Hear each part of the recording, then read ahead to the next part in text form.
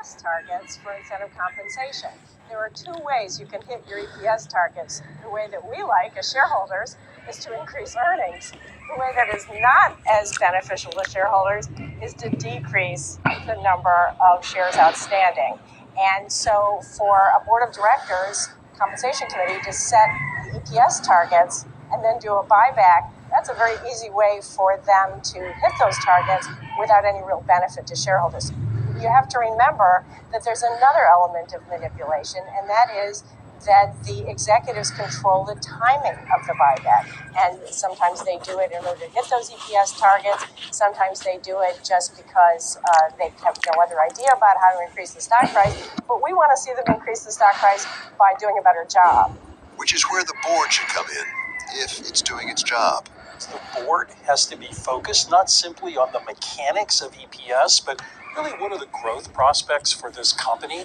If you were doing that, you would be eating your seed corn and you'd get caught napping by the market. So a good board should stop that. Most often, management justifies a stock buyback as just a prudent investment, claiming that their company's stock is not getting the respect in the market it deserves, that it's undervalued, which makes it a good buy. But it's harder to make that case when market valuations become elevated as they are now. But remember that the original concept of the buyback was exactly what you said: excess cash, and the stock price is lower than it should be. In other words, the stock is a good investment. Just like any other asset allocation made by the executives and the board of directors, you look at it in terms of return on investment. The stock market has been very high, as you know, in the last couple of years, and so it's really harder to justify buybacks. It's harder to argue that the stock is undervalued. And whatever the overall valuations, it's awfully hard to reconcile management's claim that its stock is undervalued if members of the management team themselves decide to sell their shares into the buyback. The other one that bothers me even more is when the executives sell into the buyback, which I think should be prohibited. The whole justification for the buyback is that the stock is undervalued. Well, if it's undervalued, why are you selling? Well, in general, I think when managers are selling, it's one of two things. One, so-called 10b5 plans, where they have regular opportunities to sell and just happens to be at that period. Or there could be a particular event in their personal life. But I agree with you. Yes, management in general should be holding shares during the tenure in which the manager's in charge. So what does all this mean for the Inflation Reduction Act? Now that it's been in force for over 2 years, what are the results? First of all, did it raise much needed money for the federal treasury? The Joint Committee on Taxation estimates it contributed $7.9 billion in 2024 and will add up to about $74 billion over the 10-year period ending in fiscal year 2031. Certainly a nice contribution, but not likely to put a big dent in the $1.6 trillion the Congressional Budget Office estimates will be added to the federal debt every year for the next 10. I think of the game show Jeopardy, where if you give me an answer, I guess the question. So it's stock buybacks. One possibility for the question is, what is revenue?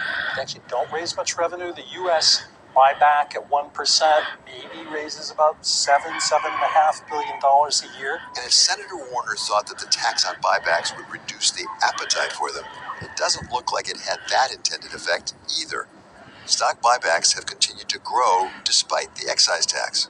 I would say that stock buybacks have been bigger and bigger every year. We've seen some of the biggest companies in the country buy back more and more stock, and we've seen very little benefit to shareholders except in a very short-term way, and more benefit to the executives. So I think it has become a genuine problem. One thing that I know will never help is taxing it.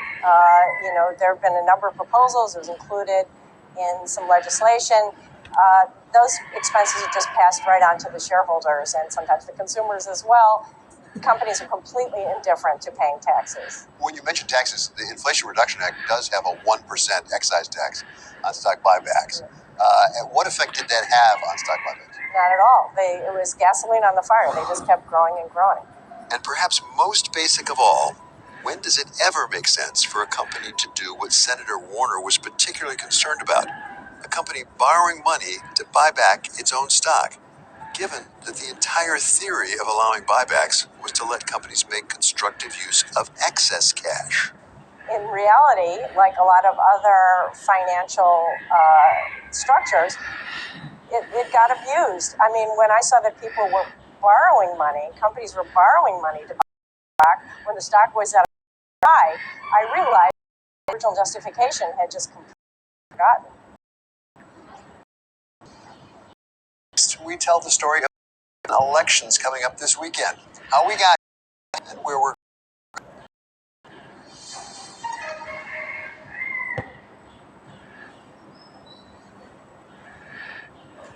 Behind the bright lights and adrenaline of pro sport is an equally exciting world of negotiations and deal making. That's what we cover each week on our podcast, The Deal.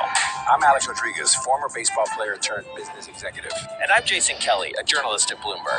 Over the next couple months, we'll hear from all-stars like Jay Williams. I want to be an owner one day. Billie Jean King. Learn the business. Paul Rabel. Don't chase trends. Get ahead of them. And so many more.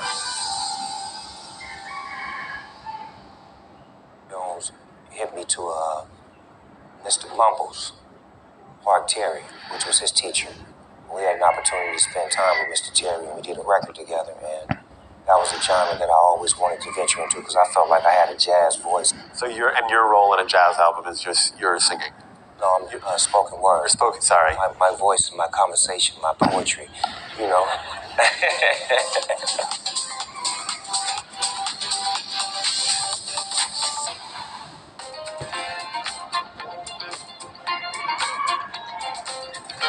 Bringing you up-to-the-minute global news whenever and wherever it happens. I'm Joanna Versace in Davos, Switzerland, and this is Bloomberg. Key investors, top executives, and global innovators. Join me for in-depth conversations with the biggest newsmakers on the day's top stories. Insight with Haslinda Onen, only on Bloomberg. One would be generative AI. In the drop-down box there is the amount of capital that we're going to need to deploy in order to support generative AI. Data centers, as an example. Renewable energy or energy transition would be another of a macro trend in the drop-down box. Renewable energy and energy transition is how do we invest in the infrastructure that's going to allow us to remain competitive in energy transition. The other is, this is taken on a different nomenclature dependent upon who's communicating. It's either onshoring, friendshoring, deglobalization, or what I would call reglobalization. And the reglobalization means how do we invest in U.S. manufacturing? Remember, we peaked in U.S. manufacturing in June of 1979, where 1 in 5 Americans worked in a factory in the manufacturing base. Today, that's probably 1 in 20. And much of the dependence that we have in the manufacturing for all the things that we do are dependent upon the supply chain. The other factor that I would look to is the largest growing population that exists in North America is 65 years and older. And so how we drop down box, how do we engage in healthcare for that demographic? How do we manage the transfer of wealth or not? And the last is cybersecurity.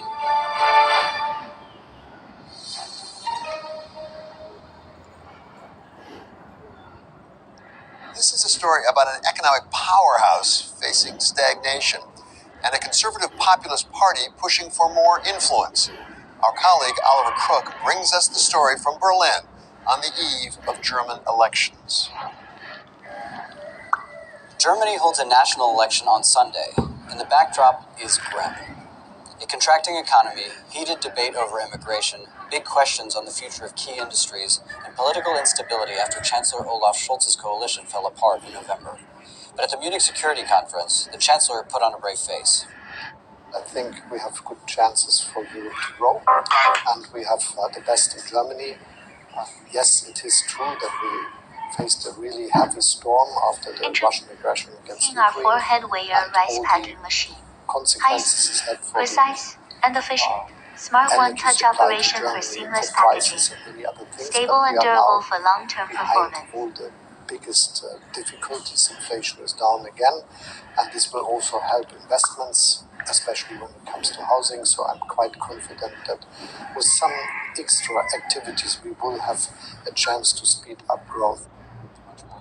Adam Posen is the president of the Peterson Institute for International Economics, with his appraisal of how the German economic miracle began to slip away. Germany has been focused excessively in their economy, but even more in their politics, on the same industries they were strong in the 50s, bulk chemicals, automobiles, machine tools. And they've perverted their economy in various ways to support that. They got a little gasp of life in the early 2000s because it so happened that those were things the Chinese economy wanted to import and wasn't yet producing. But that was just an extension. They just didn't adapt and change to new industries over time. And so now, between the Russian invasion of Ukraine and the much